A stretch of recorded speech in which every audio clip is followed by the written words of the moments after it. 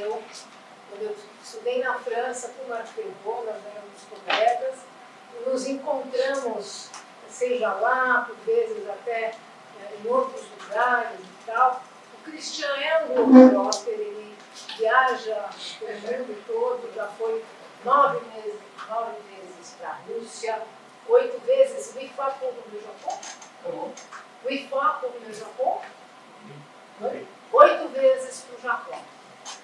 Ele é um professor, agora já aposentado, professor emérito, da Sorbonne Nouvelle, antiga Paris 3, onde deram aula o Géodin, o Michel Marie, o Jacomon, todos colegas do Christian. Ele é professor, né, de Sociologia do cinema, ele tem uma formação de sociólogo, a gente se conheceu no curso Cinema e História, né, a gente trilha, né, nessas linhas. Ele tem inúmeros livros, ou como autor ou como organizador. Esse é um livro que ele escreveu, eu participei também, com o Jorge Nova, um professor da Universidade Federal da Bahia, que é muito interessante, e com outros pesquisadores brasileiros e franceses, né? E aqui é sobre, então, Chris Marquet, do qual ele vai falar hoje. Eu estava conversando agora com o Cristiano, a gente não se vê há algum tempo, mas se corresponde. Ele estava me contando, ele já apresentou isso uma vez na Socine de 7, da Socine de 7, Cristiano? Da Socine de 7, que eu apresentou? Bom, a gente esqueceu. Mas ele vem pesquisando, ele gosta muito, Ele pesquisa Gulag russo. Agora todo mundo pesquisa os campos alemães, eu quero pesquisar os campos russos. E ele estava me contando por que ele foi para o Japão. Acho que ele foi para o Japão por algum motivo, mas imagina vocês, eu não conhecia essa história. Quando acaba a Segunda Guerra, né, o Japão está ocupado. E il y avait de japonês à Manchúria.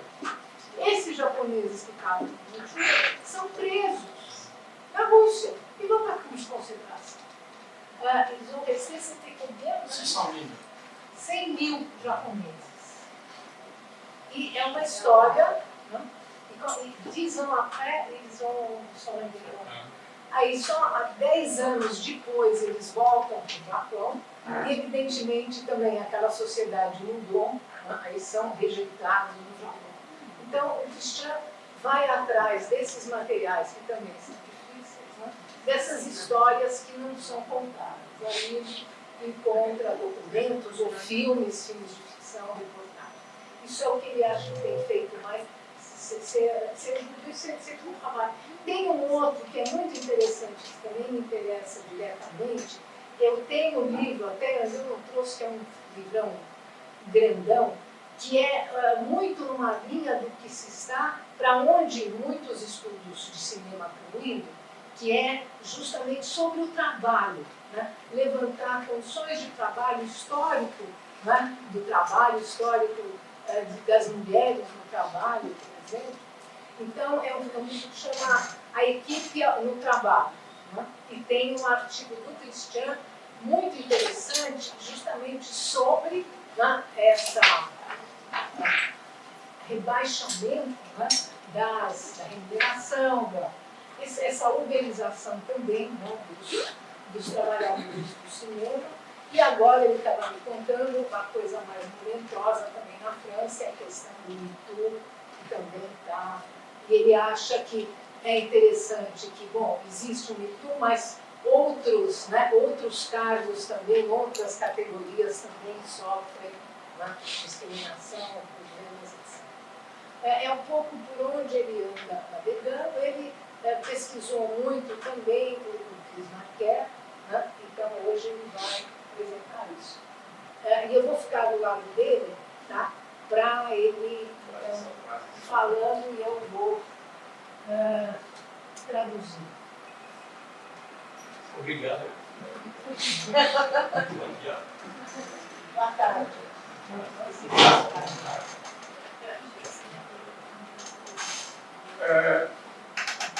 Oui, alors, I can also speak English, so I have a PowerPoint in English, but I don't speak Portuguese. I'm very sorry. But I will speak French because Sheila is francophone. Eu ia dizer isso para vocês, se vocês quiserem se dirigir diretamente ao Cristiano, falem em inglês. Eu entendo inglês, mas eu não seria uma boa tradutora. Eu prefiro falar francês. Eu e Marinês preferimos isso. Mas ele fala russo, fala sueco, etc. Alors, je voulais savoir si parmi vous, certains connaissaient les films de Chris Marker. Vocês conhecem? Quem conhece o filme do Chris Marker? Non. É, En général, c'est des petits groupes aficionados. pequenos grupos de aficionados. Oui, des minorités. Alors, je voulais présenter ici la question de, comme j'ai travaillé avec aussi l'historien Marc Ferraud pendant un certain temps, j'ai fait ma thèse avec lui sur les relations entre cinéma et histoire. Je voulais prendre le cas exemplaire de Chris Marker pour voir est-ce qu'il propose une écriture filmique de l'histoire.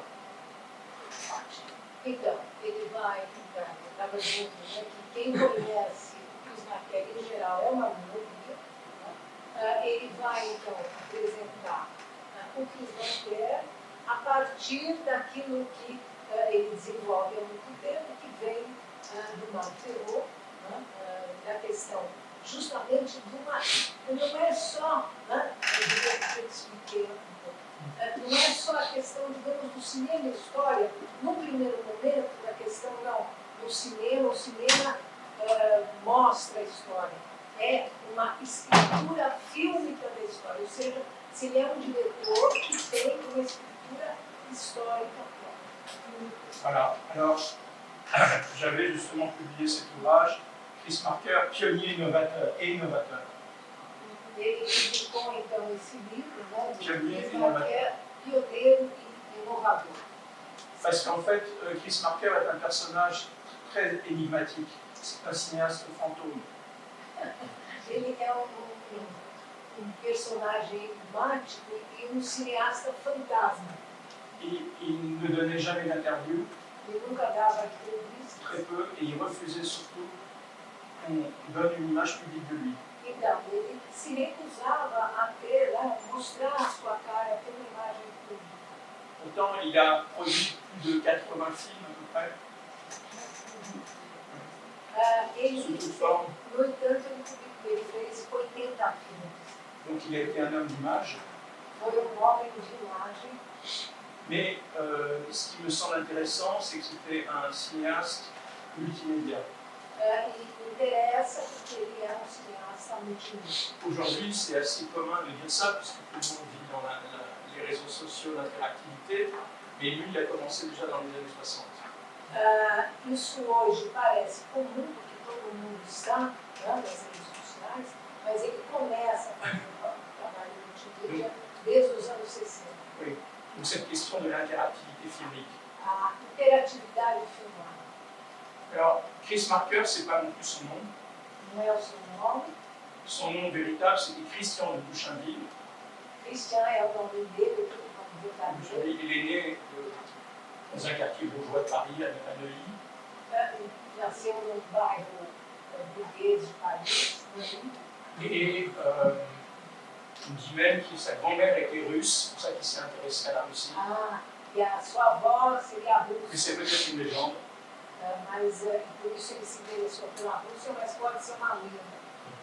En fait, il est né en 1921 Ele nasceu em 1912 et il est mort en 2012, le jour de son anniversaire.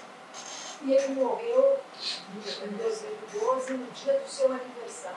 Dans le plus grand silence, dans son atelier multimédia, enfin,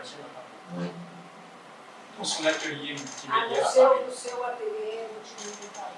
Voilà. Donc, voilà. Alors, avant d'être cinéaste, c'est ce qui fait son intérêt, comme d'autres cinéastes de sa génération.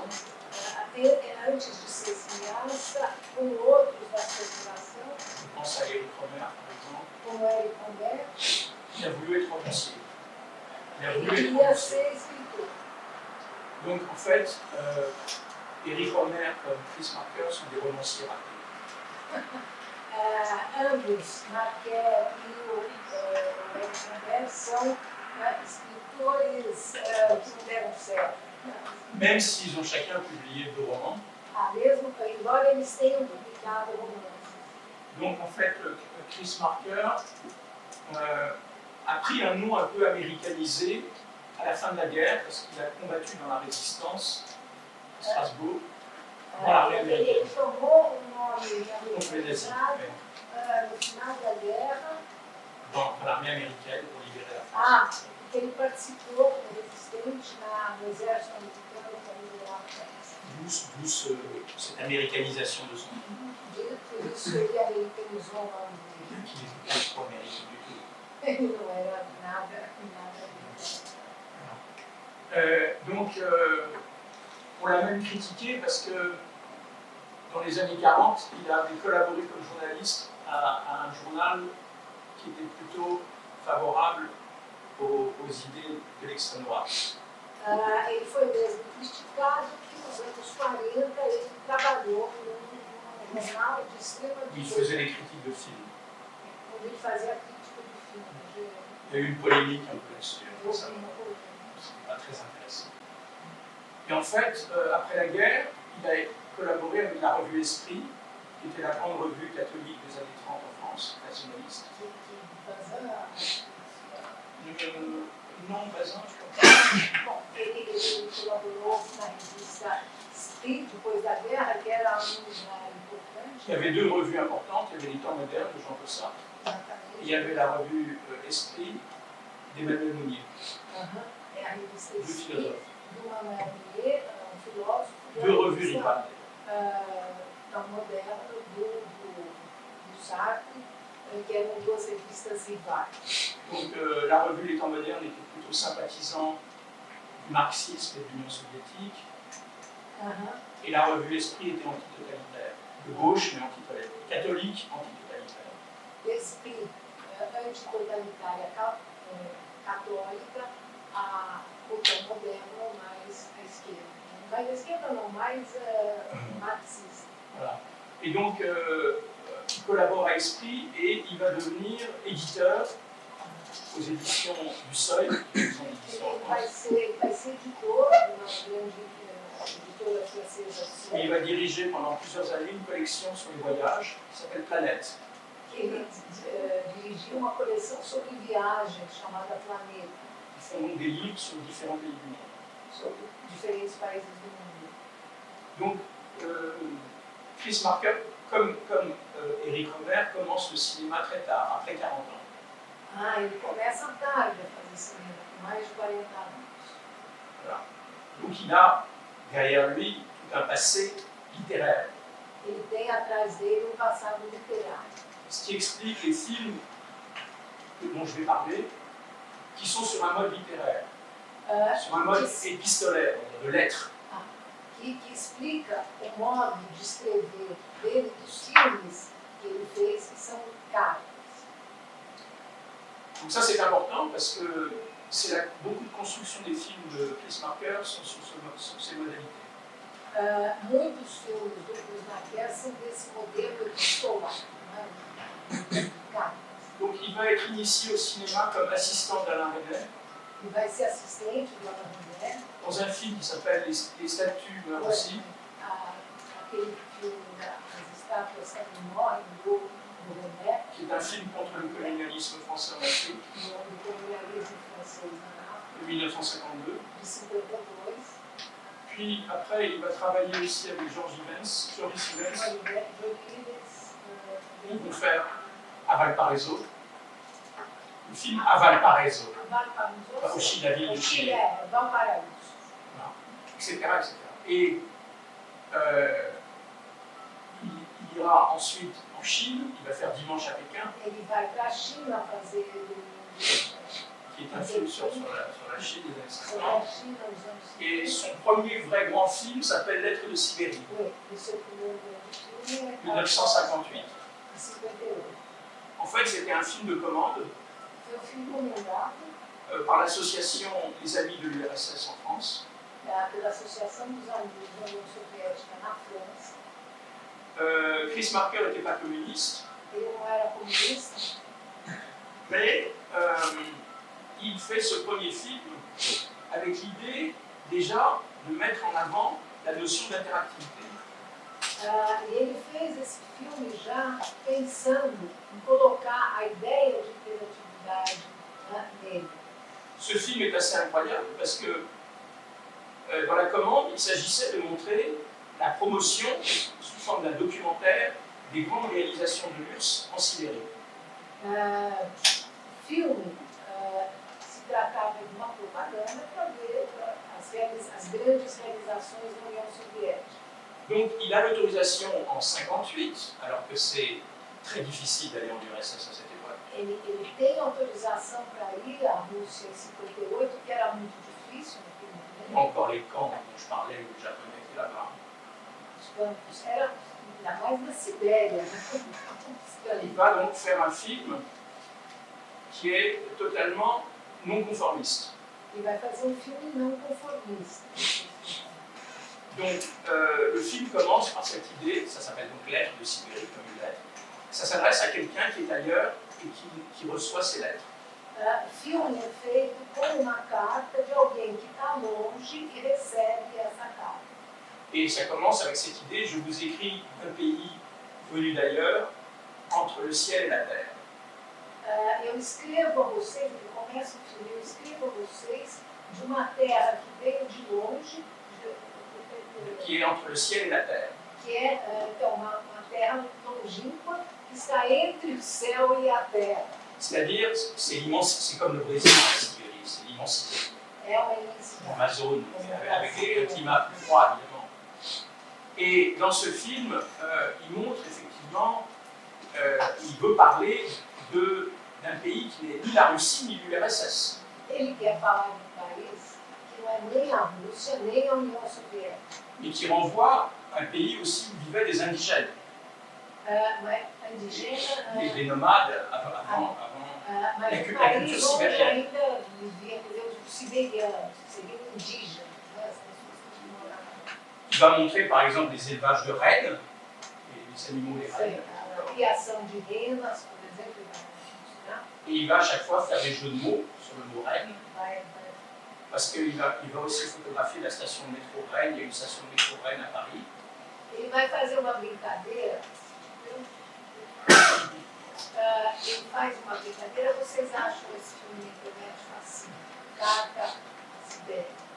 Ele faz uma brincadeira com a palavra renas e uma estação de metrô que tem em Paris chamada Rennes também. Comme s'il était nostalgique Como se eu estivesse nostálgico d'un pays perdu, de um país perdido, qui n'est pas la Sibérie, que não é a Sibéria, qui pourrait être la France ou les Russes. podia ser a França, Donc le film a une construction très curieuse pour 1958. então o filme tem uma construção muito curiosa para 58. Je voulais dire que le film incarne cette idée d'un paradis perdu. O filme encarna a ideia de um paraíso perdido. Il est, le cinéaste se revendique comme étant nostalgique. O cineasta se reivindica como sendo nostálgico, Je pense qu'en portugais, vous avez le mot saudade. menos Le mal d'un pays qui n'existerait plus. o mal, a saudade de um país que não existe mais. Comment l'identifier et quel peut être le rôle de l'image pour identifier ces questions. Como identificar e qual o papel da imagem para pensar essa questão. Que ano? 58. Você não conhece esse filme? Mais. Donc la nostalgie vient du mot grec nostos. A palavra nostalgia vem da palavra grega nostos. Retour au pays natal. Volta ao país natal. Et algia, Algiar, le mal du pays, la souffrance du pays. a saudade do Voilà, país. voilà. A C'est saudade do país. ce double questionnement. Donc en fait, dans ce film où il va succéder plusieurs séquences, Chris Marker, pour la première fois, met en avant la notion d'interactivité. Nesse filme, ele coloca, então, pela primeira vez, a noção, ele vai criar, vai engendrar no filme. Parce qu'au cœur de son film est le spectateur. O coração do filme é o espectador. Donc il est un cinéaste fantôme qui s'adresse à un spectateur énigmatique. Ele é um cineasta fantasma que se dirige a um espectador enigmático. Oui, comme s'il dressait une carte affective, une carte géographique, des images de la nostalgie. Como se ele fizesse um quadro nostálgico das imagens da nostalgia, é isso? Das imagens da nostalgia. Donc c'est une question, oui, des images de la nostalgie. C'est la question qui est centrale, et il y a un autre film dont je ne vais pas parler, qui est son chef-d'œuvre, dit-on toujours, c'est La Jetée, 1962. Filme de qual eu não falei, que é o mais conhecido, a obra máxima. Sur l'idée de la bombe atomique et de la fin du monde. Sobre a bomba atômica e o fim do mundo. Como é que chama La Jetée em português? É a queda? Dans La Jetée, il montre au contraire qu'il y a un futur des images. Un futur des images. Futur des images. La Jetée, ele mostra que há futuro das imagens. Et c'est des séries en fait, de pictogrammes, de photos qui durent, je sais plus, ça dure, La Jetée dure peut-être 35 minutes, de photos qui se succèdent sur l'idée d'une fin du monde et qui se termine à l'aéroport d'Orly, à Paris. Ele faz filme que dura 35 minutos com imagens fixas, que são fotografias, que se terminam com a ideia de fim de mundo em Paris, no aeroporto de Orly. Donc il est en permanence dans ce questionnement sur qu'est-ce que sont les traces, qu'est-ce que l'image apporte comme traces. Isso faz, ele está sempre em busca dos traços, né, que a imagem deixa. Donc fondamentalement, il y a un rapport toujours à la mémoire. Assim, há uma relação direta sempre com a memória. Et comme une mémoire thromboscopique qui tourne en rond, quoi, circulaire. Donc, quand on voit un film de Marker, on peut le voir plusieurs fois parce qu'il y a plusieurs entrées. Você pode ver várias vezes o mesmo filme porque ele tem diversas entradas. Pour nous, c'est plus facile aujourd'hui puisque sur les ordinateurs, on passe d'une entrée à une autre. Mais il le fait au cinéma avec ses moyens en 1960, 58, fin des années 50, 60, quand les ordinateurs n'existaient pas vraiment encore. Il faisait les bons parce que... Non, dans son cinéma. Voilà, tu vois. No cinema, ele fazia o seguinte, ele repete, ele também faz esse trabalho. Tá? Nós podemos fazer isso por causa do computador e a gente faz. Ele faz em 60 quando não se fazia. En permanence, c'est une forme d'archéologie du temps. É uma forma de arqueologia do tempo. Fala. Quando ele se refere a esse vai e vem, ele está falando de uma recirculação, de certa forma, da leitura. É circular. Depois você fala, mas é de uma... Ele não se assim, recirculação. É isso? Oui, en quelque sorte. Oui, mais c'est aussi, il donne la liberté au spectateur de réinterpréter ses propos et ses images. Il le questionne. D'où le commentaire est important dans le film. Il n'y a pas que les images, il y a un commentaire que fait Chris Marker de ces images. É importante as imagens, mas também o comentário que ele faz sobre essas imagens. E sempre o espectador está sendo indagado. O que você está dizendo é que cada vez que o espectador reassiste o filme, não, ele vai passar... Ele não reassiste o filme. No próprio filme, c'est pas que le spectateur voit une fois de plus. Non. C'est que dans le film même, oui. Il y a une recirculation. Avec plusieurs entrées. Oui. Você tem que ele começa e termina no mesmo lugar. Ele começa e termina no mesmo lugar. E você. E ele vai te trazendo essa sensação nostálgica e você vai interpretando. Cette idée de circularité entre le commentaire et les images. Voilà. Mas também, Valéria, entre o comentário e as imagens. Alors, quand le film L'aide de Sibérie sera montré à ce moment-là, en 1958, je crois, au festival de Karlovy Vary en Tchécoslovaquie, un grand festival en Europe centrale. Quando o filme é mostrado no grande festival tcheco, em Karlovy Vary, em 58, La délégation soviétique est furieuse. a delegação soviética ficou furiosa. Elle n'attendait pas ce type de film. Ela não esperava por esse filme, ela pagou por um filme de propaganda e recebeu um filme crítico. Pas du tout un film. Voilà. Bon. Et donc, j'ai choisi de me poser la question ici avec vous, de savoir en quoi un cinéaste peut prétendre écrire l'histoire à partir d'un exemple, celui de l'URSS. Então eu estou aqui colocando para vocês, né, para fazermos um guia, Parce que como então, né, escrever essas histórias com esse juste parmi les films importants de Chris Marker, il y a évidemment La Jetée, qui n'est pas vraiment un film, qui a inspiré l'armée des 12 singes de Terry Gilliam. Ça a inspiré Terry Gilliam, le cinéaste américain. Voilà. O La Jetée inspirou o Terry Gilliam. No Brasil, oui. quer no Brasil? Non, pas Brésil, c'est pas Brésil, c'est la bataille des 12 singes. Je n'ai pas une bonne mémoire des noms. L'aide de Sibérie, donc L'aide de Sibérie, j'en ai parlé. Description d'un combat, qui était un film déjà très prophétique. Description d'un combat.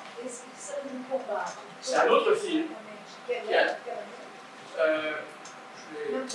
Non, je pense que c'est 1960, quelque chose comme ça. Je vais te le dire exactement. C'est sur Israël-Palestine. Ah bon, Description d'un combat. Oui. É filme sobre Israel e a Palestina, feito em 60.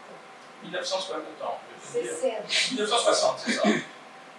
Il montre effectivement la référence après un voyage qu'il fait en Israël. Il montre d'un point de vue prophétique la relation Palestine-Israël en la réinterprétant sur les commentaires bibliques. Ouais. En la réinterprétant sur les commentaires bibliques. Ele vai para Israel, faz filme sobre Israel e a Palestina em 60 e reinterpreta a partir Commentaires bibliques. de comentários bíblicos. C'est-à-dire, c'est ce que les rabbins appellent le midrash. Que os rabinos chamam de Midrash, os livros da Être capable de réinterpréter en permanence ce que vous dites. Midrash, ele é capaz de reinterpretar sempre o que você diz. Un texte n'est jamais figé, il évolue tout le temps. Não é um texto fechado, é um texto que está aberto sempre a comentar. Donc ce film, il faut le voir, est très prémonitoire.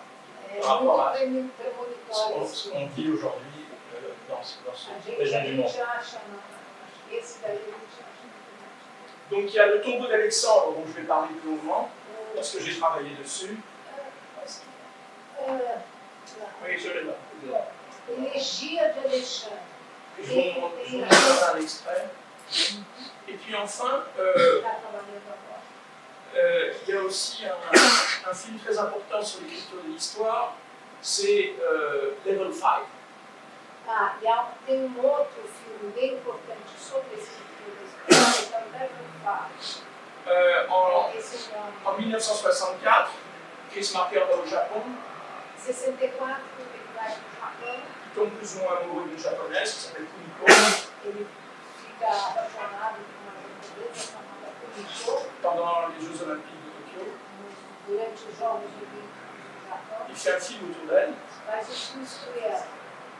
Et elle, après, viendra en France Ela virá uma et criança, deviendra écrivain. ela vai escolar esse Et donc c'est un film aussi qui est son premier film sur le Japon. É o primeiro filme dele sobre o Japão.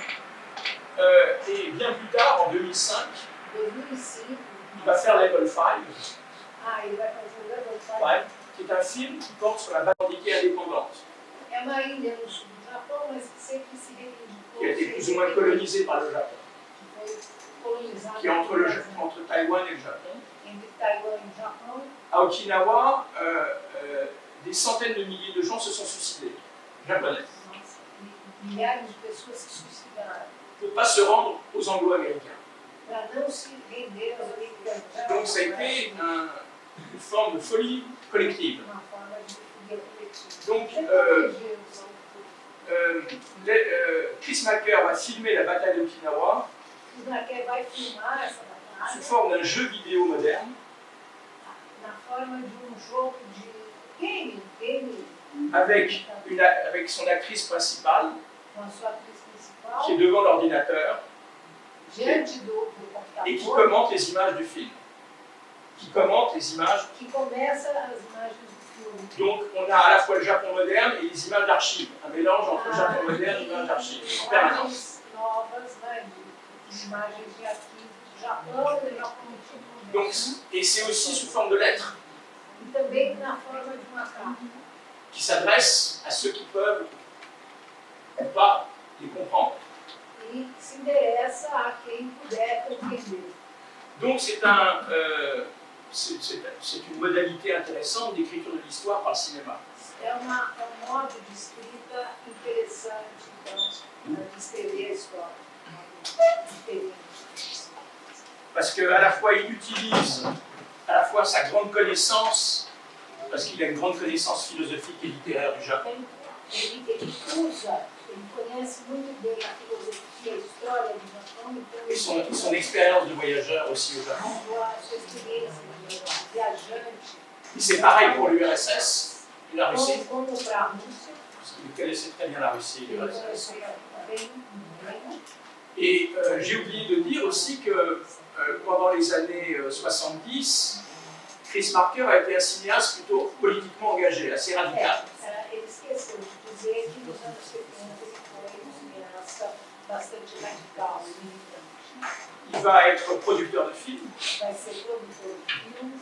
Il va notamment aider Patricio Guzman, qui aurait été expulsé du Chili Vai ajudar o Patrício Guzmán, que foi au moment du putsch. foi expulso do Chile na época do golpe. Il va faire un film aussi autour de Marighella, au Brésil, Ele fez Lettre d'une ambassade. um filme sobre Marighella. Bien que l'Amérique latine, ça n'a pas été son champ privilégié. Ainda que a América Latina não fosse tão de interesse dele. Mais il va aussi donc produire un film important sur la guerre du Vietnam, Ainda vai fazer um filme importante sobre a guerra do qui Vietnã, s'appelle Loin du Vietnam, longe do Vietnã. où alors il fait collaborer quelques réels cinéastes connus à l'époque, avec chacun une possibilité de parler de la guerre du Vietnam en 68. Les Français, Claude Lelouch, Jean-Luc Godard, je ne sais plus en qui encore. Ouais, il y a 5-6 cinéastes importants qui ont loin du Vietnam.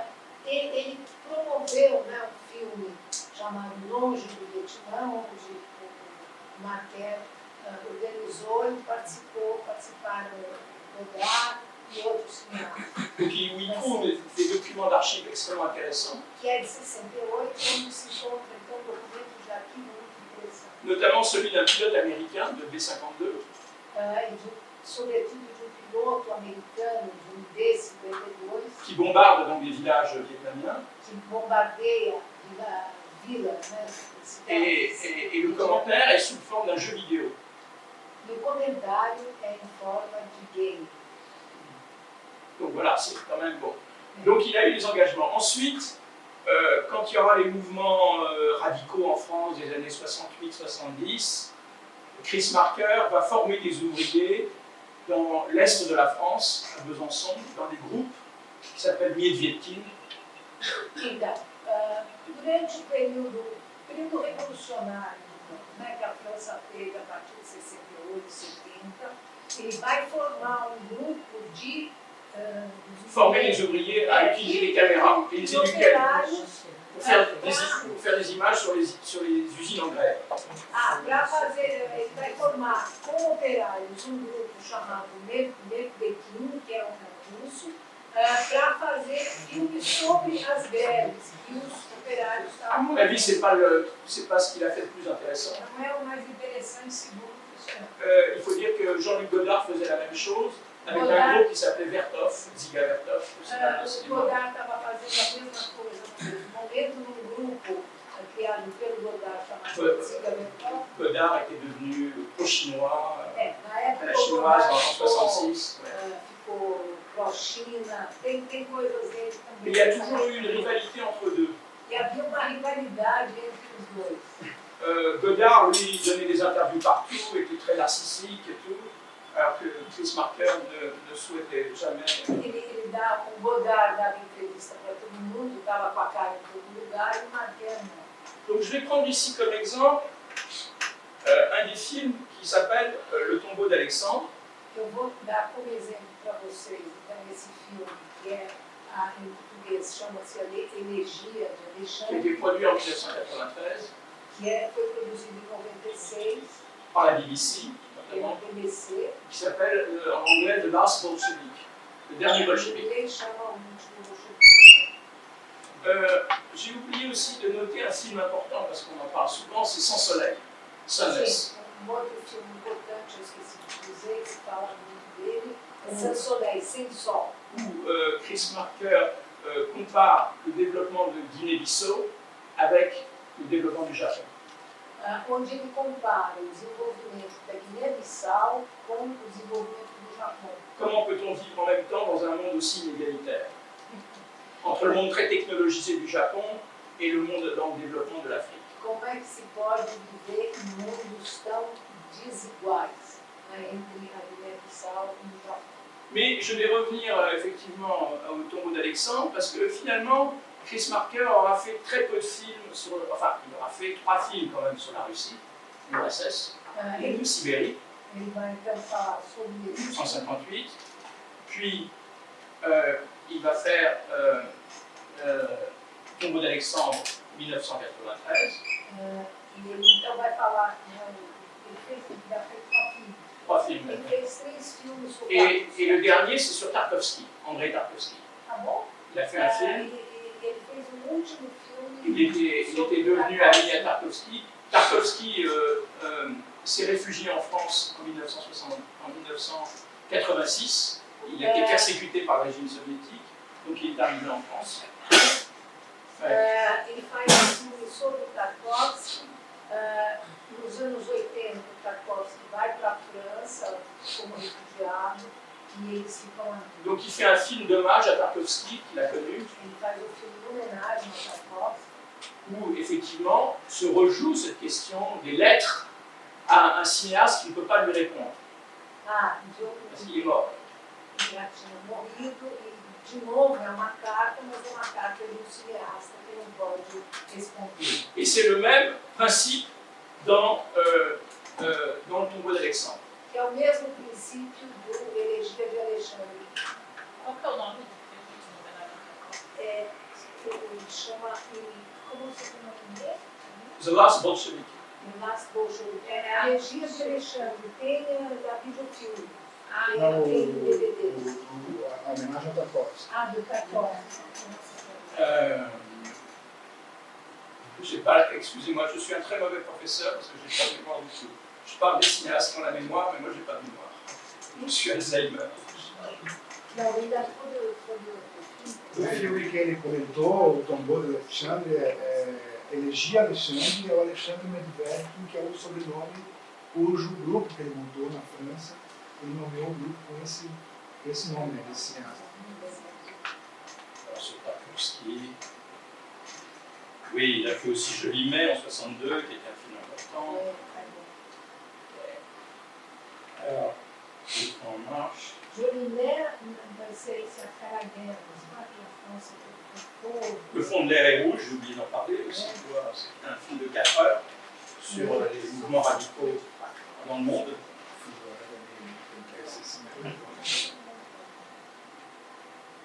Seu povo na França. Attendez, je vais retrouver. Não, Gil.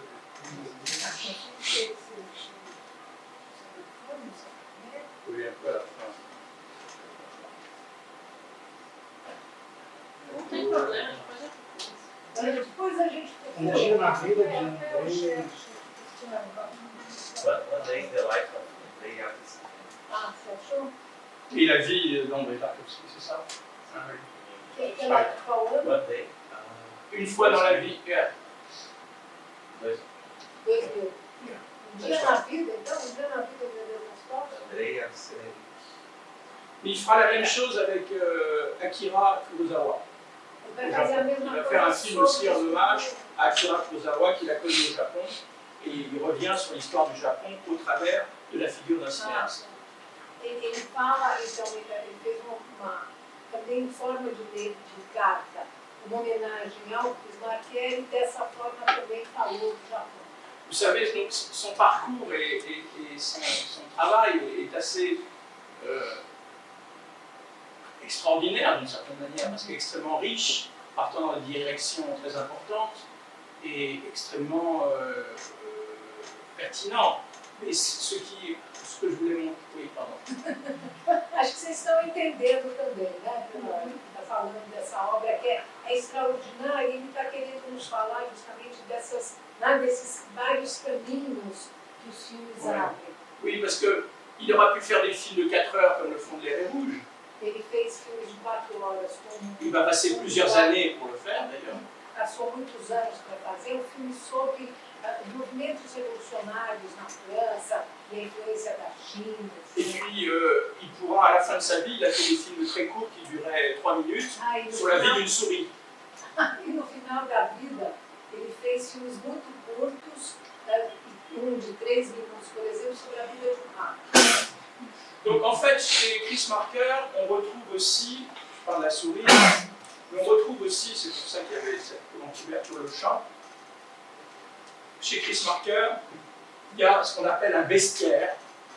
No Marquer há bestiário, que é Dans- mais, né? Dans son souci, à chaque fois, de mettre dans les images des animaux. Ele se preocupa também em colocar sempre nas imagens um animal. Bon, il avait une préférence pour les chats. Ele tinha uma preferência pelos gatos, D'ailleurs, il a fait un film sur les chats perchés, sur des tags à Paris de chats. chaperci, Chats perchés, des chats perchés. Perchés. Qui sont, Ah, de chinois? non, perchés, c'est-à-dire qui sont un peu, comment dire, sur des peints sur des murs, tu vois, tagués, des chats Não, perchés. eles são. Un peu ça, voilà. Bom, eu acho que são os desenhos, os murais, os Donc il a fait des films là-dessus. sobre Il a fait un os film qui s'appelle 4 dromadaires, aussi, qui sont des photogrammes. 4 dromadaires. Ah, sim, 4 elefantes. Donc les animaux prennent Em un português, alguns gatos empolerados. Né? Ah, gatos empoderados, que a gente nem sabe muito bem. les animaux prennent un rôle très important dans sa filmographie. Um papel muito importante na filmografia dele. Dans le tombeau d'Alexandre, qui dure 2h30, si je me souviens bien, il va y avoir un temps de pause où il va filmer son chat, qui s'appelle Guillaume le chat. Tá, ele filma então esse filme do Alexandre, 2 horas, aí ele faz uma pausa e filma o gato dele. Avec la musique au piano d'Eric Satie. Com uma fundo musical do Eric Satie. Bon, donc il y a eu les chats, il y a eu les dromadaires, Gatos, elefantes, dans le tombeau d'Alexandre le cheval. cavalos, Bon, il y en a encore d'autres. La chouette, a très important. coruja, La chouette qui va être très important. Ouais, voilà. Donc, bon, alors, vous allez me dire, où est l'écriture filmique de l'histoire? Vocês vão me perguntar então, afinal, onde é que está a escritura fílmica desse Parce que filme? finalement, il donne la parole aux animaux aussi. Ele dá a palavra dos animais. Il les considère à part entière comme des vivants comme nous. E considera os animais tão, né, como nós, né? Humanos como nós. Donc, en 1970, quelque chose comme ça, Em 1970, il était parti avec Agnès Varda. Il était très foi ami com a avec Agnès Agnès Varda Varda à Bruxelles. para Bruxelas, à la Cinémathèque de na Bruxelles. Cinemateca de Bruxelas. Et là, il trouve un film d'Alexandre Medvedkin E ele acha filme do Medvedkin, qui s'appelle que se chama Le Bonheur, Happiness, Le Bonheur, le film de Medvedkin, un film noir et blanc fait en 1934 qui s'appelle Le Bonheur. Ele encontra com a mesma data um filme então feito por esse Alexandre chamado Lembrar a Felicidade. Você lembra quando o Vandá va donner à son film? Peut-être, je n'ai pas pensé à ça, effectivement. Et donc, il trouve le film formidable, un film noir et blanc, et il va le montrer à Paris, dans une salle de cinéma, pour le faire diffuser. Puis il va rencontrer Medvedkin, Daí vai encontrar com qui était donc un cinéaste soviétique, que era cineasta soviético, très différent finalement de Chris Marker. muito diferente dele mesmo. Et il décide, et il se rencontre aussi au festival de Leipzig en Allemagne, Ele vai ao festival qui est da un grand festival international des cinéastes Est-Ouest, puis il rencontre Medvedkin, il devient ami avec lui, fica amigo dele, et quand l'URSS s'effondre en 1989, acaba a União Soviética, 89, Medvedkin meurt aussi. o Medvedkin morre. Et donc, en exergue, 3 ans après, Chris Marker décide de faire un film sur Medvedkin et sur l'histoire de l'URSS. Aí ele resolve fazer filme sobre o Medvedkin e a história da União Soviética. C'est-à-dire, Medvedkin est né en 1900 et il est mort en 1989. Ele nasceu em Medvedkin, né? Nasceu E- em 1900 e morreu em 89. Et dans son commentaire, Chris Marker dit c'est la meilleure chose qu'il a pu faire, c'est de mourir à la fin de l'URSS. E ele disse que a melhor coisa que ele fez em Medvedkin foi morrer em 89 no fim da União Soviética. Donc il fait un film en 6 parties, 6 lettres, Um com 6 partes, 6 cartas, en utilisant des archives, utilizando arquivos, mais en utilisant aussi des images d'actualité, mas também imagens novas, des entretiens avec des cinéastes, como entrevistas com pour expliquer qui est Medvedkin et comment comprendre l'histoire de l'URSS. na televisão dos cineastas russos. Oui. Ele faz entrevistas com os cineastas russos, Ou des critiques de cinéma. críticos de cinema, etc., para entender a história. Pour lui, il s'agit de comprendre comment ce système s'est effondré. Entender por que o sistema acabou. Sans oublier qu'en 58, 57, il était allé en URSS. Il l'avait connu, ce système. E ele conheceu esse sistema em 57, 58. D'ailleurs, on lui a reproché après de ne jamais parler de la terreur et tout dans son film La E Sibérie. ele foi muito criticado por não ter falado de Alors- terror, das questões. Alors qu'il le fait dans le tombeau d'Alexandre. Que il en coisa parle. que ele vai falar então nesse filme. Donc, je me suis interrogé dans un article que j'ai publié dans ce livre au Brésil. Voilà. Ça existe en Brésil, je me suis intéressé sur la relation particulière entre Medvedkin et Chris Marker. Qu'est-ce qui pouvait les réunir? Ils étaient aussi différents. Chris Marker était un cinéaste radical et assez secret, totalement secret. Et Medvedkin était un cinéaste officiel et un apparatchik du cinéma. Ah, tá. Aí ele vai repensar e falou. Oui, bien sûr. E nesse filme, justamente, ele vai tentar entender, inclusive, vai colocar em questão, né, os dois perfis. Porque o Chris Marker foi sempre um cineasta radical, fora da linha, digamos, e o Medvedkin não, ele era aparate, né, ele era Finalement, um sistema. Oui, qu'est-ce qui les réunissait? Qu'est-ce qui les- Quem que os reunia, En dehors d'une amitié. fora da amizade? Il y avait 20 ans de différence entre eux. E havia 20 anos de diferença entre eles. Donc, connaissant assez bien l'histoire de l'URSS pour avoir travaillé dessus, j'ai essayé d'examiner l'histoire de l'URSS sous l'angle filmique de Chris Marker. Bom, Conhecendo bem a história da União Soviética, então, estudou a história da União Soviética a partir do Bismarck. D'autant plus que, vous voyez, là c'est, je rappelle un peu son parcours, là, invisible, énigmatique, la revue Esprit, ce que j'ai dit tout à l'heure, la collaboration à Les Statues meurent aussi. Déjà, Chris Marker invente ce concept de documentaire de création, on pourrait dire. Ele inventa esse conceito de documentário de criação. Dans un contexte qui est des années 50, qui est celui de la guerre froide, São os momentos da Guerra Fria, avec en France un parti communiste fort et dogmatique, com um partido comunista forte, dogmático na une França, Europe coupée en deux déjà, que já estava cortado em dois, et des conflits et des débats intellectuels importants dans la France des années 60. conflitos e debates importantes nos anos 50 Donc, na França. quelque part, Chris Marker a toujours été dans les débats du monde actuel, dans les débats contemporains, Ele sempre esteve nos debates do en mundo, prenant position d'ailleurs, en s'engageant. tomando posição. Donc il utilise un peu, comme le disait Alexandre Astruc, le critique, la caméra comme un stylo. Ele fez, como dizia o Alexandre Sul, a câmera como uma caneta. Donc dans le tombeau d'Alexandre, là je reprends, il y a une forme littéraire, Uma forma literária no et filme. c'est aussi un film qui essaye de réexhumer un mort. É uma exumação de um morto. Donc c'est un film tombeau. É um filme, como é que eu diria, um filme túmulo. Renvoie à la notion de nostalgie dont je parlais tout à l'heure. Néstor. Hã? O filme do Néstor. Fúnebre.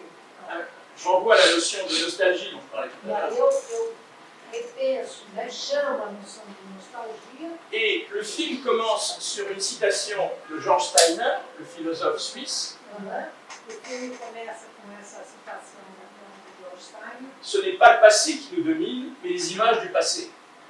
Não é o passado que domina as imagens do passado. Donc il y a une inscription dans la mémoire en permanence. Há uma inscrição na memória permanente. Não é o passado que nos domina, são as imagens do passado. Mais, É o passado que nos domina, são as imagens do passado. mais ce que je voulais aussi dire, c'est que la mémoire, c'est pas l'histoire. A memória não é a história. Et qu'est-ce qui peut expliquer de la meilleure façon et nous permettre d'explorer effectivement les tragédies du siècle? C'est l'obsession de Marker. A obsessão dele era Pour expliquer les tragédies du siècle as tragédias au travers des images. Est-ce que les images doivent nous aider? Et donc du fait, il écrit 6 lettres, Ele escreve uma carta, comme il l'avait fait, comme il le fera pour Tarkovsky, il le fait pour Nedvedkin, pour Kurosawa, por todos os outros. à 6 lettres qui n'appellent aucune réponse. São cartas que não têm nenhuma. Parce que le débat est toujours ouvert, il est interprétatif. O debate é sempre aberto, interpretativo. C'est comme le combat du siècle, quand je parlais du film Israël-Palestine, c'est le Midrash, la réinterprétation. Bien qu'il n'était pas juif, mais c'est cette question-là. Alors, 58, 71 et 2000, donc 3-4 films importants sur l'URSS et la Russie. 58, l'aide de Sibérie. 71, c'est quand quand Nedvedkin vient à Paris pour montrer son film Le Bonheur. Chris Marker va faire un petit film sur lui dans une gare de banlieue pour qu'il explique le concept de ciné-train. C'est-à-dire qu'en Russie, il y avait des ciné-trains qui parcouraient le pays et où les cinéastes étaient sur des tables de montage pour faire des films de propagande. Ouais.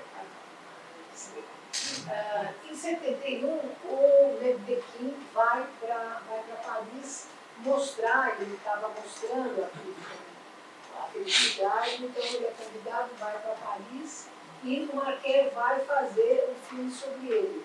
La deuxième partie, je peux dire. Donc des films de propagande, des ciné-trains. Avant, tu peux parler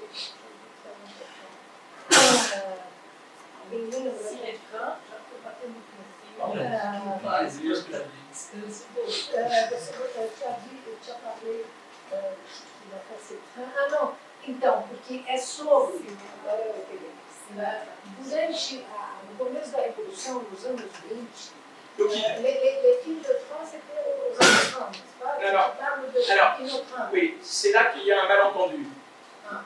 Comment dire malentendu? Oui, Misunderstanding. mal entendido. Parce qu'il y a les ciné-trains de 1920, que vous avez dit les Ziga Vertov, Ah, et il y avait les ciné-trains de 1932 qui étaient très différents, Ah, tá. Houve sur le même principe. houve os cinetrens dos anos 20 que eram revolucionários e chamavam-se quinotrens, e os cinetrens de 33 que já eram completamente. Donc c'est ce que je vais essayer d'expliquer.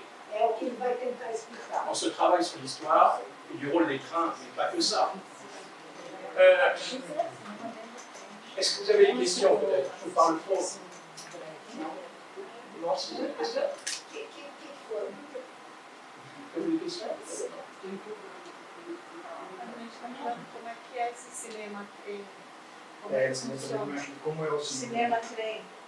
O que era o cinetrem? Não, então, eles querem saber o que é dos anos 20 e dos Oui, oui. anos 30. On peut en parler. E a mudança que houve Bien sûr. Donc là, en haut, c'est une photo de Medvedkin, là qu'on voit, jeune, sur la couverture, et plus âgé, et différentes choses. Donc il retrace, en fait, Alexandre Medvedkin était un fils de paysan, Ele era filho de camponeses, qui a été promu par le régime soviétique dans les années 30, que foi promovido pelo regime soviético. qui est rentré au Parti communiste, Entrou no Partido Comunista, et qui est devenu ce qu'on appelle la nouvelle élite plébéienne. que foi chamado, ele foi da nova elite plebeia Je dis pas comme, soviética. oui, je dis pas comme Lula, mais c'est un peu le travailleur qui va être promu, quoi. Então, lá vai passar. Ele disse que não seria como Lula, mas é um trabalhador. Un travailleur qui va être promu et qui va faire partie de l'élite. C'est différente. Donc, Vai fazer En parte 1930, il peut aller à l'école de cinéma et faire des films. Ele pode ir, quer dizer, é um filho de camponês que vai, nos anos 30, fazer uma escola de cinema. Então, Les cinéastes des années 20, comme Ziga Vertov par exemple, cineasta dos anos 20, como Ziga Vertov, pour qui l'œil était le prolongement de la caméra, para quem o olho era o prolongamento da câmera, est un cinéaste des années 20 era um cineasta dos anos 20. et qui, comme Eisenstein, est issu de familles bourgeoises. O Eisenstein era de uma família Ziga Vertov, le médecin, et Eisenstein, fils d'architecte. Ele era Vertov, era médico, filho de médico. Eram gente da burguesia, ao contrário do Medvedkin. Donc très différent de Medvedkin comme profil. Bem diferentes. Et les films de Vertov étaient des films de ce qu'on appelait agitprop, agitation propagande. Era propaganda, mas propaganda da coletivização. En 1920, il fallait aller dans les campagnes avec montrer des films pour montrer que la révolution était en marche. Nos anos 20 era preciso levar os filmes para mostrar que a revolução estava acontecendo. Le régime bolchevique ne s'intéressait pas aux cinéastes O regime bolchevista não parce qu'il interessava faisait la révolution. os cineastas que estavam fazendo a revolução. Et donc les cinéastes se débrouillaient eux-mêmes pour faire des films et avaient de la liberté puisqu'avant il y avait la censure en Russie. E aí, nesse momento, os cineastas têm liberdade, porque os políticos estavam ocupados. Mas desde que fazendo uma publicidade desse sistema. Eles estão acreditando na revolução naquele momento. Na primeira fase. Donc c'est ce qu'on appelait le cinéma d'agitprop. Le cinéma était à la fois un outil et une arme. Era um utensílio e uma arma. Donc il fallait propager l'idée de révolution Propagar a ideia de revolução. dans un pays hostile à la révolution. Um país hostil à revolução. Parce que les paysans russes Os colonos, os camponeses, rejetaient la collectivisation des terres não queriam a coletivização das terras. et avaient tout le temps, comme ils sortaient du servage, ces paysans déifiaient l'image fixe. Ils étaient liés à l'idée de l'icône, de l'image religieuse. Ils avaient peur de l'image animée. Mais comme en France avec les frères Louis Lumière, les premiers films, les gens avaient peur des images animées. Os russos, os camponeses das imagens, eles estavam acostumados com os ícones, né? E eles tinham medo, rejeitavam as imagens em movimento. Donc, les ciné-trains qui étaient du temps de Berthoff en 1922 sont très différents de ceux de 1932. São muito diferentes dos de 22 com os de 32. En 1932, c'est la collectivisation, Em 32 é a coletivização total, c'est le stalinisme, o stalinismo, c'est les camps de travail. os campos de trabalho. Et donc, on demande aux cinéastes de montrer comment il faut travailler dans les campagnes Os cineastas têm que mostrar como se pour servir le régime no soviétique. campo para ajudar o regime soviético. Donc, c'est un cinéma très différent de celui des années 20. É muito diferente dos anos 20. Et Medvedkin va faire des films pour montrer justement que les gens ne travaillent pas pour les punir, etc. O Medvedkin vai fazer filmes para mostrar que as pessoas não estão trabalhando e serem punidas. Mais en même temps, Mas, ao mesmo tempo, Medvedkin est une figure paradoxale. mas ele é uma figura paradoxal. Jamais rien n'est noir et blanc. Nunca nada é... Parce qu'il est fils de paysan Ele é um filho de camponês. et il voit comment les paysans sont dans la misère en Russie en E ele 1930. vê a miséria que continua. Et dans son film Le Bonheur qu'il fait en 1934, E no filme A Felicidade qui de est un film 34, 34, de 34, qui est un film muet de fiction, é um filme mudo de ficção. il montre effectivement les allégories d'un cheval, Ele mostra alegorias com o cavalo, du paysan riche qui ne veut pas travailler. do camponês rico que não quer trabalhar. Donc il montre les différents paradoxes de cette culture paysanne russe. Os paradoxos dessa cultura camponesa. Et quelque part, il va justifier ce que dira par la suite Solzhenitsyn, l'écrivain soviétique. E ele vai, de alguma forma, justificar o que o Solzhenitsyn vai falar depois sobre Le a régime soviétique a détruit les deux pôles importants de la société russe, que o regime soviético destruiu dois polos importantes da sociedade russa, l'intelligentsia a inteligência et la paysannerie, e os camponeses, pour créer un État ouvrier, para criar Estado en operário, industrialisant le pays sur un mode productiviste. Industrializando o país sob um modo produtivista. Donc, dans les années 30, on liquide les avant-gardes des années 20. Nos anos 30 se liquida Littéraire, théâtral, cinéa. as vanguardas literárias, cinema, etc. Et on met en place E se coloca un nouveau dogme esthétique novo dogma, qui s'appelle le réalisme socialiste, realismo socialista, qui en fait est une méthode qu'on a impliquée dans la littérature, método que se aplicava na literatura, mais qui ne pouvait pas marcher au cinéma, mas que não dava para funcionar no cinema. parce que le cinéma c'est du montage. O cinema é montagem, Et donc, quand la censure soviétique des années 34 quando a censura não funcionava, porque quando a censura em 34 interdisait un film, ela proibia o filme, en fait, grâce au montage, les cinéastes retrouvaient une liberté pour recréer leur film. mas eles, pela montagem, podiam remontar e recriar o filme. D'autant plus que les appareils, ce qu'on appelait la société plébéienne soviétique, A sociedade communiste et plébéienne, comunista e plebeia, étaient souvent illettrés. ela era iletrada. Ils ne savaient pas lire les scénarios. E ela não entendia, não. Mais donc, l'idée de la méthode du réalisme socialiste, c'est créer, éduquer un homme nouveau. A ideia do realismo socialista é educar um homem novo. On retrouvera d'ailleurs cette méthode dans d'autres pays, en Chine, puisque le modèle chinois va s'inspirer du modèle soviétique après 1949. Os chineses vão copiar os outros de 49. Et ça ne va pas non plus fonctionner. Não vai Et funcionar. les films seront des films assez pauvres. Os filmes são muito fortes. Bien qu'en URSS, entre 1934 et 1939, avant la guerre, on pourra faire des comédies musicales. Enquanto entre 34 e nova, né? Oui. Tem muitas comédias musicais. Medvedkin va en faire une d'ailleurs. E Plus ou moins. vai Parce fazer que- uma delas. Porque On veut faire un cinéma distractif, se quer fazer um cinema Populaire. para entretenimento popular. ce qu'on appelle le cinéma pour les millions de gens, pour les millions, Populaire. un cinéma populaire. Et donc on ne veut plus faire des films comme Eisenstein d'avant-garde que les gens ne connaissent pas. Filmes revolucionários. En 1920, les Russes préféraient voir les films américains de Douglas Fairbanks et de Chaplin que les films soviétiques sur des chroniques communistes de Dziga Vertov. Bom, os russos também preferiam os filmes americanos dos anos 20 que Eisenstein, os filmes revolucionários.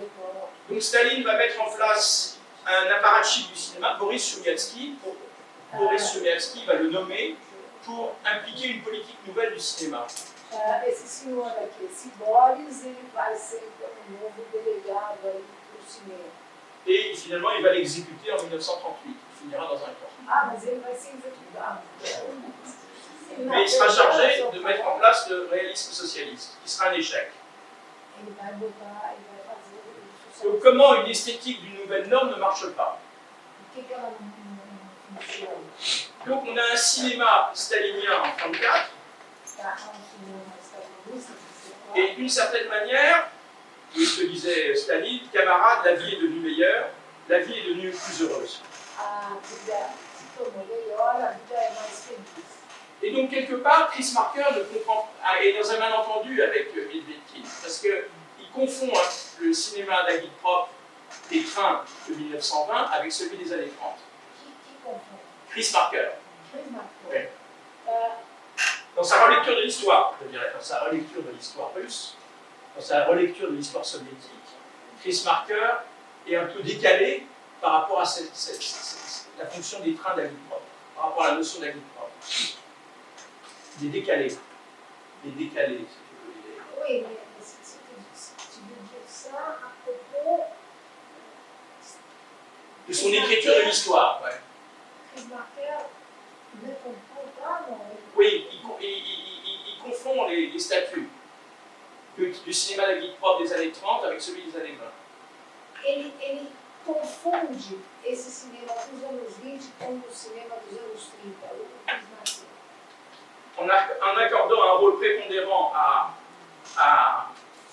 Sendo tolerante com esse filme, então, à cause du film de Medvedkin, Le Bonheur de 1934. porque ele tem julgamento, talvez. Et c'est donc autour de ce film que Chris Marker va fonder le tombeau d'Alexandre. É a partir então desse filme que ele vai então começar essa elegia aí. Donc il en fait comment dire, la critique positive, Ele fez uma crítica positiva, mais quand on le lit avec un regard plus d'historien, c'est un film profondément stalinien.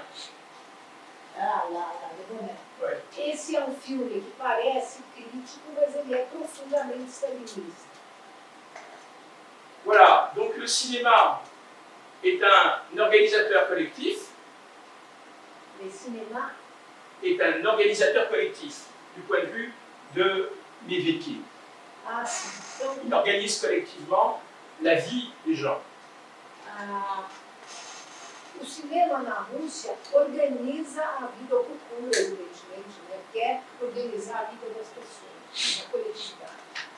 Par exemple, on va montrer ces images de femmes au sein nu, qui sont des femmes d'archives du bonheur, Et- Tá no filme, vai mostrar essas mulheres en disant, voyez comme elles sont innovantes de pouvoir se montrer comme ça, alors que ça choque les paysans russes de l'époque. Isso é para chocar mesmo os japoneses, essas imagens que estão nesse filme.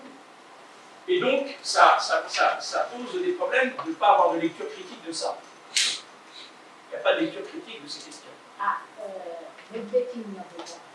Non, Medvedkin, en fait, ne montre pas qu'elles sont innovantes. Il montre qu'elles sont des femmes Oui, perverses. Voilà. Mais qui a mais Medvedkin? Alors, oui, C'est bom. c'est un peu drôle. Não, ele está dizendo que o Mepequim, né, pensava que estava inovando, mas no fundo a visão dele era ainda muito. Estava lá falando mal das mulheres de fora, mas elas estavam sendo, né, vanguardistas. Enfin, il fait avant la guerre un film qui s'appelle La Nouvelle Moscou, dont Chris Marker a parlé. Mepequim. Agora nós estamos falando do Mepequim. Oui, oui. Vai fazer esse filme então nova Moscou. Puisque l'idée à l'époque, c'était que Staline voulait que la Russie rattrape l'Amérique.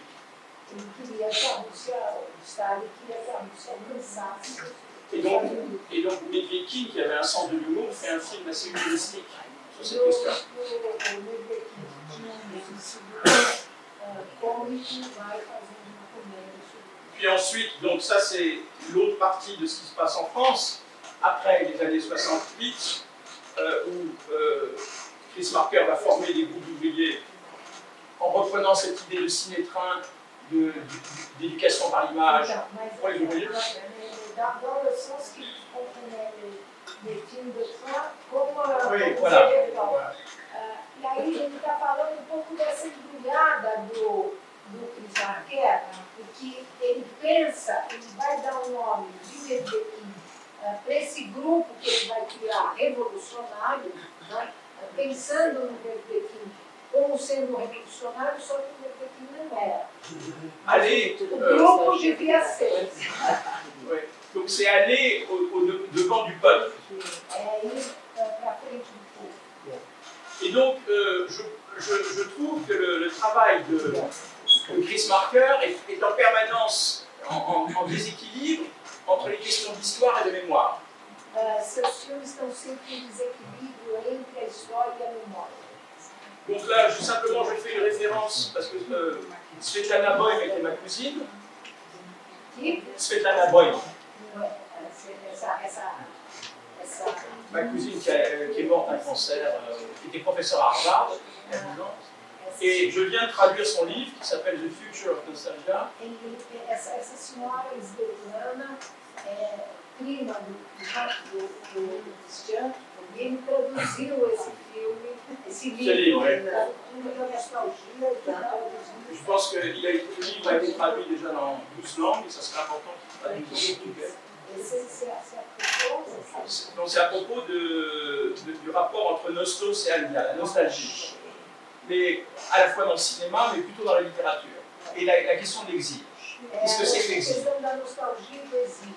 Bon, et la question de l'exil est une question fondamentale parce que ça touche des millions de gens depuis le XXe siècle.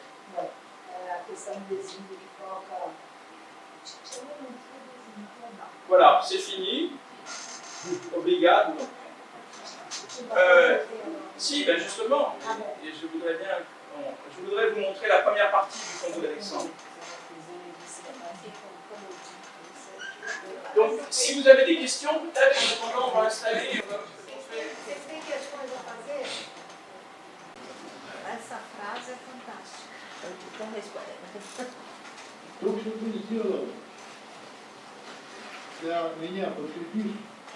Alexandre Ivanovitch Medvedkin est un cinéaste russe né en 1900. Ces entailles que les pères de famille font au chambranle des portes pour mesurer la croissance de leur progéniture, le siècle les a tracés sur sa vie. Il avait 5 ans, Lénine écrivait « Que faire ?» 17 ans et il savait. 20 ans la guerre civile, 36 ans les procès de Moscou, 41 ans la guerre, 53 ans Staline est mort. Et quand il meurt lui-même en 1989, c'est dans l'euphorie de la perestroïka. Dans une de ses dernières interviews, il m'engueulait de loin, comme d'habitude. Pourquoi est-ce que j'étais trop paresseux pour écrire, juste un petit peu? Cher Alexandre Ivanovitch, maintenant je peux t'écrire. Avant, trop de choses devaient être tues. Maintenant, trop de choses peuvent être dites. Je vais essayer de te les dire, même si tu n'es plus là pour les entendre. Mais je te préviens, il me faudra beaucoup plus d'espace qu'il n'y en a entre tes 2 doigts.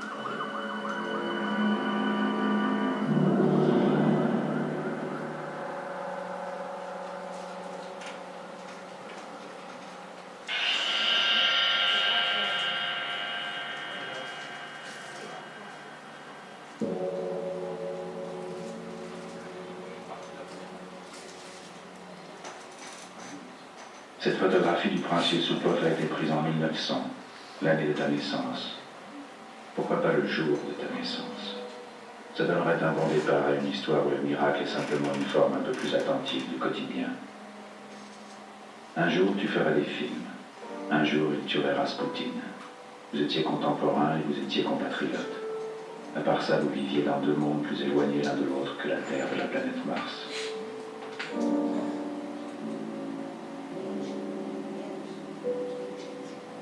Michela dit qu'il avait une très bonne connaissance du cinéma russe. Ele conhecia muito o cinema russo, ele está usando aqui, né? Là, il utilise un film de 1924 de Protazonov, Le bonheur sur Mars. Le bonheur sur Mars. De Protazonov. On en parlera après.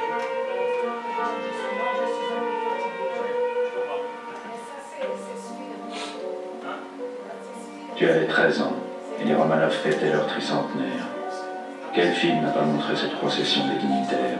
Et qui l'a regardé? Ce geste du gros bonhomme qui se frappe le front, que dit-il? Que l'assistance est fêlée? Non, il leur signifie d'ôter leur bonnet. On ne reste pas couvert au passage de la noblesse. J'imagine ce qu'un Machiavel russe aurait dû écrire à l'usage des puissants.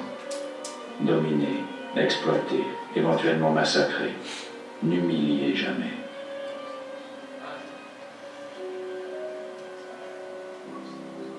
Et puisque le sport à la mode est de remonter le temps pour trouver les coupables de tant de crimes et tant de malheurs déversés en un siècle sur la Russie, je voudrais qu'on n'oublie pas, avant Staline, avant Lénine, ce gros type qui ordonnait aux pauvres de saluer les riches.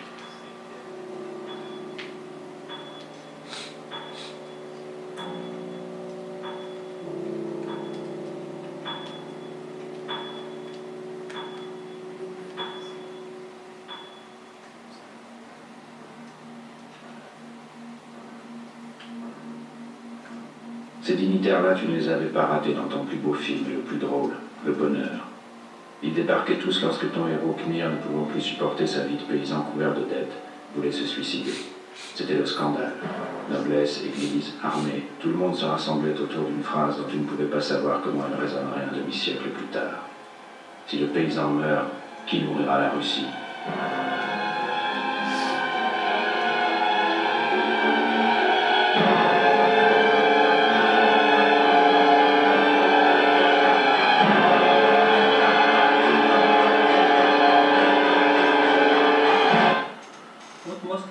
Voici un masque que nous avons fait en 88 pour une soirée. C'est une reproduction fidèle de ceux qu'il a utilisés pour Le Bonheur.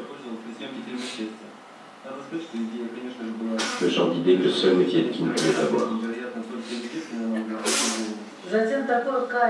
Cette qualité qu'avait Alexandre Ivanovitch, cette extravagance rare.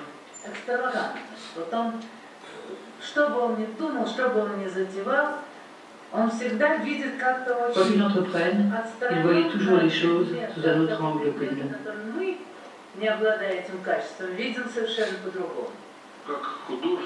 En tant qu'artiste, il était très typique. Il était même le fruit de son époque. Il faisait sensation parce que tout ce qu'il faisait était inhabituel pour l'époque, en marge de toutes les normes. Si original du point de vue cinématographique et si profondément enraciné dans la culture populaire que la combinaison provoquait une impression de choc. Le mot choc revient très souvent quand on parle de Medvedkin. Ce fut un choc, c'était un choc. Quand j'étais étudiant à l'école du cinéma, Medvedkin m'était totalement inconnu. Un jour, notre professeur, Guriev, nous a annoncé que nous allions regarder Le Bonheur, un film du réalisateur Medvedkin. Personne ne savait de quoi il s'agissait. Et dès le début, on était sous le charme. On était réellement exaltés, on riait, on discutait pendant la projection.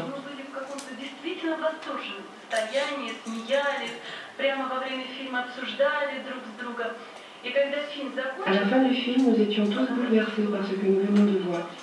Ça ne concordait pas du tout avec l'idée que nous faisions des films des années 30.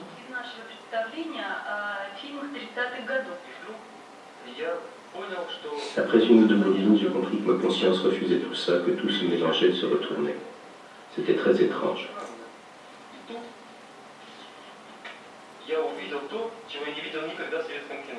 Et là, j'ai vu ce que je n'avais jamais vu, ce que je croyais impossible dans notre cinéma des années 30. Cette scène. Il n'y avait jamais eu dans tout le cinéma soviétique une telle dose d'érotisme aussi concentrée.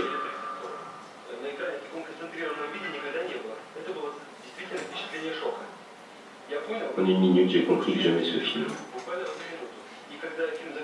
À la fin, nous étions enthousiastes et nous étions convaincus de deux choses. Un, ce réalisateur était un génie. Deux, il avait sûrement été fusillé après ce film. Plus tard, j'ai compris sa tragédie. Tragédie d'un communiste pur au pays des communistes qui font semblant d'être communistes. C'était un homme harmonieux. Il y avait un groupe de cinéastes, et comme toujours les cinéastes se plaignent que ça va mal, qu'on ne les laisse pas s'exprimer, que quelque chose a été coupé, etc. Et arrivait cet homme qui avait tant été censuré, abîmé, devant qui l'on avait dressé tant d'obstacles, et il riait. Il riait de ses malheurs. C'est comme ça que je l'ai connu.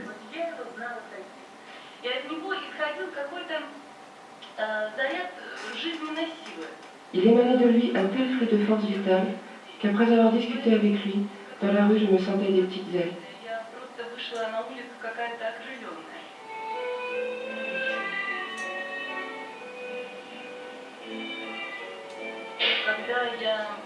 Maintenant que je lis son journal et ses lettres, que je travaille sur ses archives, c'est la question qui me poursuit. Comment était-il? Qui était-il? Отец русский крестьян, отец крестьян, братья крестьян. Во мне кроля, крестьянские кроля. А может быть, поэтому я, чтобы не сглазить, живу 84 года и собираюсь еще жить как можно больше, хотя бы, ну я не говорю до 21-го столетия, но 5 лет прожить хорошо. Et 5 ans plus tard, tu es mort. Le seul plan quinquennal qui ait jamais marché. Je suis retourné sur ta tombe le jour de Pâques. J'ai fait le tour de mes tombes amies. La tienne, celle de Mikhail Romanov-Odievitch, celle de Volodya Vyssotsky à Vakankovskoye.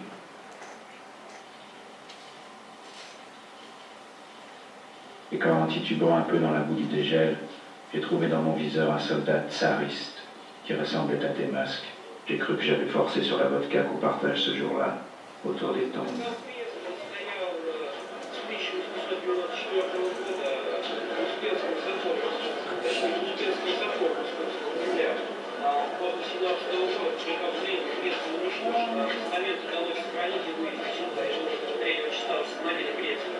Mais non, c'était bien le portrait d'Alexandre III et le tombeau symbolique des Romanov. Et je n'avais encore rien vu. C'était Pâques. Dans une église, un vieil homme priait. Ivan Koslovski, le fameux chanteur du Bolchoï. Exactement ton âge. Comment aviez-vous fait pour traverser tout ça? Sa réponse à lui était-elle Dieu, ou la musique, ou que c'est la même chose? Est-ce qu'il entendait à ce moment-là une autre musique que la liturgie de cette église orthodoxe, où les icônes ne sont pas seulement sur les murs?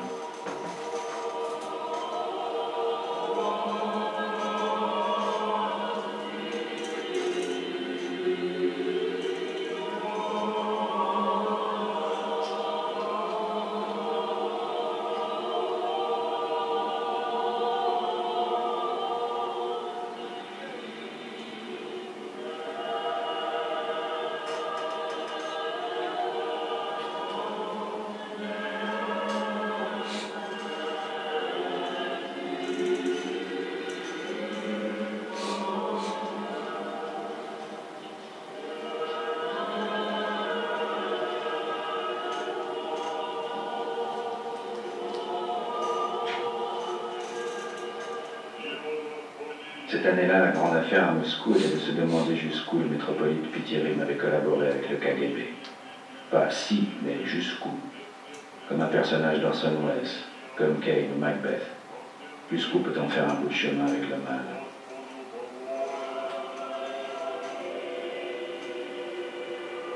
Il faut une longue cuillère pour souper avec le diable, et vous passez votre vie à calculer la longueur de la cuillère pour vous apercevoir à la fin qu'il n'y avait pas de souper.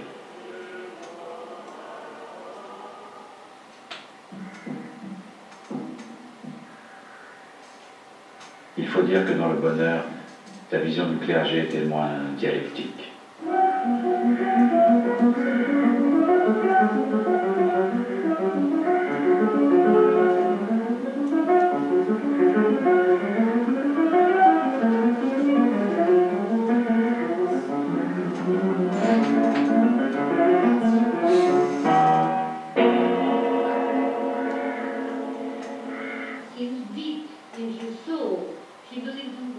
Je crois qu'au fond de lui, il croyait en Dieu, bien qu'il ait été un communiste convaincu.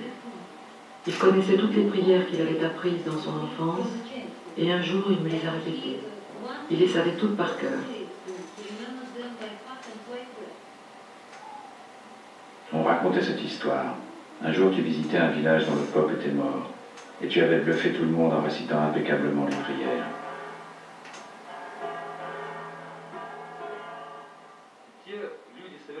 Les autres ne revenaient pas. Ils lui ont dit « Fais-nous la grâce d'être notre pope ».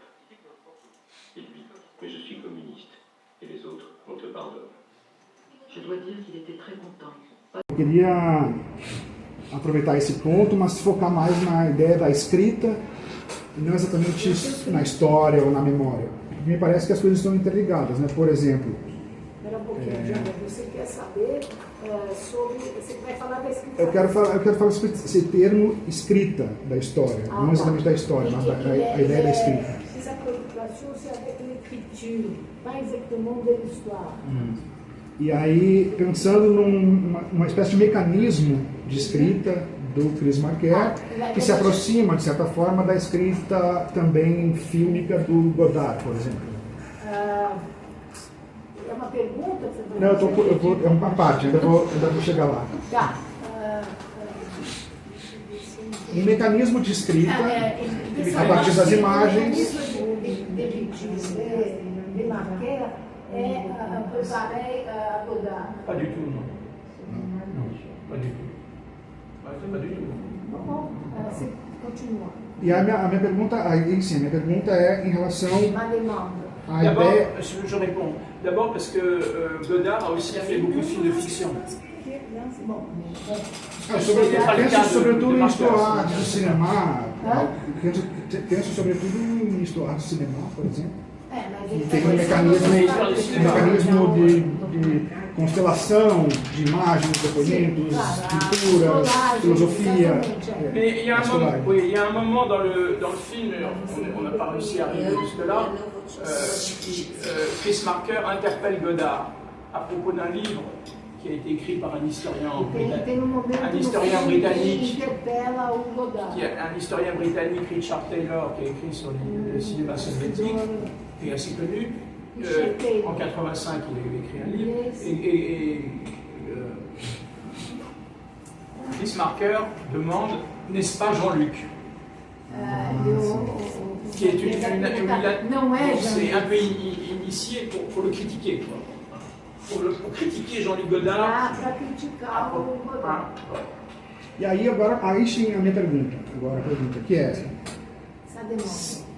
é uma suposição minha, queria ver se ele concorda ou não. Se a ideia de escrita da história em Marker não estaria na ideia de carta, uma vez que a carta é bastante subjetiva e tem uma carga de memória, né? E escrever algo para alguém também tem um pouco de subjetividade e uma criação em cima dos fatos da história. Il veut savoir si l'écriture historique qui fait Marker, dans la forme lettre, a à voir de ce schéma de faire. De elementos subjetivos. Desse schéma que é ao mesmo tempo. Oui, subjectif, oui, je suis d'accord. Une mémoire, Oui, tout à fait. Oui, oui. Vocês entenderam? La construction de l'histoire. C'est tout à fait juste, oui, c'est tout à fait ça. essa- Une modalité subjective de l'écriture. Ah, bonito, bonito, isso é bom. Agora, vocês entenderam? O professor Jâmer perguntou, o Christian está falando o tempo todo da escrita da história, da escrita fílmica da história, de como é que ele escreve com imagens e faz uma história da Rússia, ou do Levitin. E usa muito o formato carta. O professor Jâmer primeiro falou do Godard, que também usa muito colagem, esse tipo de escritura, mas ele vê na escritura do Marquer essa especificidade da carta, que contém algo subjetivo, mas também objetivo, e que se não seria essa a forma de escrita da história do Marquer. Ce que je voudrais rajouter peut-être, c'est que il y a assez peu de cinéastes dans l'histoire du cinéma qui ont à la fois pensé les modalités du cinéma et de l'écriture, comme l'a fait Chris Marker, et en permanence ont évolué sur différents supports et différentes modalités. Não, quer dizer, o Marquer, por mais que ele esteja imerso na história sempre, ele é cara que sempre procurou novas formas de pensar a escritura fílmica, sem dúvida. Parce que je pense aussi que sa formation de départ, pendant une grande partie de sa vie, la moitié de sa vie, ça a été... non, pas romancier, parce qu'il n'a jamais réussi, mais ça a été l'écriture. Ah, sim, éditeur, a escrita geral. Et après, il a voulu penser les images sur un mode épistolaire. Qui est un mode assez désuet en France. C'est une tradition. Il y avait au XVIIIe siècle les lettres de Madame Sévigné, c'est surtout les femmes qui écrivaient des lettres. Désuètes. Un peu XVIIIe siècle. Le mode épistolaire, les lettres. Isso é tudo feminino. On s'adresse à quelqu'un en plus qui ne peut plus répondre. On se dirige a alguém que não pode responder. Donc le débat est toujours ouvert. O debate fica aberto. Como seria o aspecto, quer dizer, ele acha, por exemplo, que poderia configurar uma personalidade, quer dizer, como se configuraria essa personalidade do Marquer, nesse sentido? E também qual seria a relação do Marquer com as institucionais, por exemplo, como ele fazia os filmes dele, por exemplo? Il veut savoir comment c'était aussi la relation de Marquer avec les institutions, comment il faisait ses films, comment il se payait, etc. C'est compliqué parce qu'il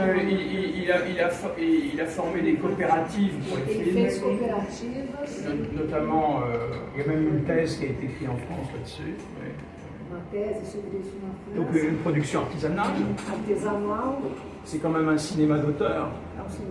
Donc c'est pas bon. Là, il a eu un budget important parce que il y avait la BBC, le CNC français, mais il a souvent fait des films avec beaucoup de difficultés aussi. Ouais. Et à la fin, il faisait des films de 3 minutes sur une souris. Il mettait sur les réseaux sociaux. À la fin, il faisait des films de 3 minutes sans budget sur la souris.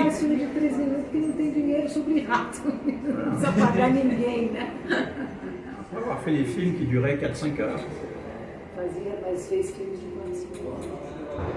Bom, primeiro eu queria perguntar mais uma questão mais de curiosidade, e eu nem sei se ele vai conseguir responder, né?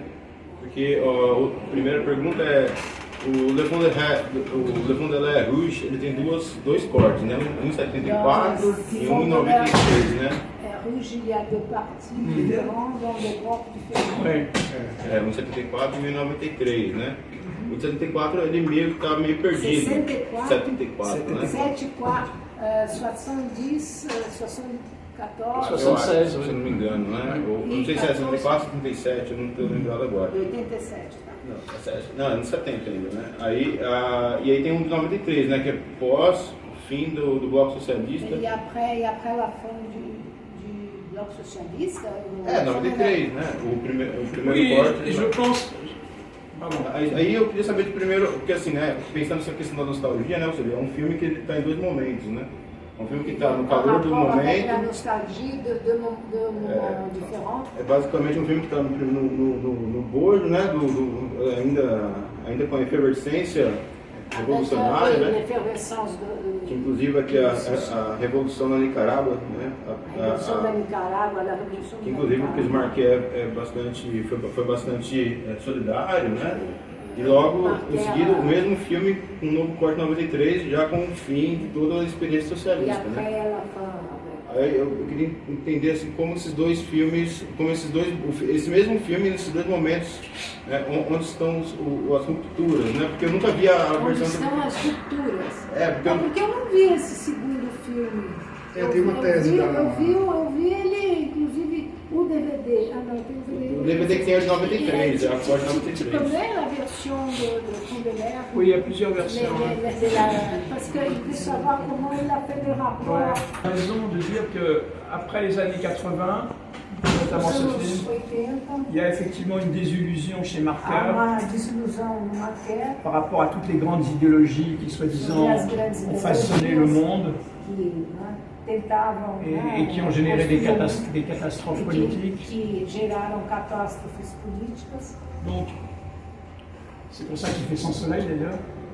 Il fait Sans Soleil. Ah, por isso que ele faz o Sem Sol.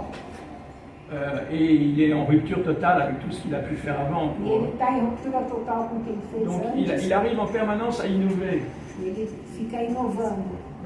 Il n'est pas prisonnier d'une idéologie, d'un dogme. Prisioneiro da ideologia. Tem esse corte temporal e histórico. Então realmente existe uma ruptura, né? Uma entre a posição dele nos anos 70. Essa desilusão.